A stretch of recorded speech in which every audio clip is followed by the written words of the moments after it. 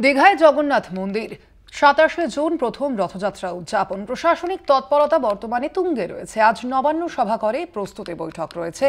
এই নিয়েই আজ নবান্ন সভাঘরে প্রস্তুতি বৈঠক রয়েছে, আপনাদের জানিয়ে রাখি। এবং এ বিষয়ে আরো বিস্তারিত জানবো। আপনাদের সঙ্গে এই মুহূর্তে ফোন লাইনে রয়েছেন বিশেষ প্রতিনিধি দীপ্তিমান ভট্টাচার্য। দীপ্তিমানদা, আজকের এই বৈঠকে মূলত কি কি বিষয় আলোচনা হতে পারে এবং কারা কারা উপস্থিত থাকছেন আজকের এই বৈঠকে?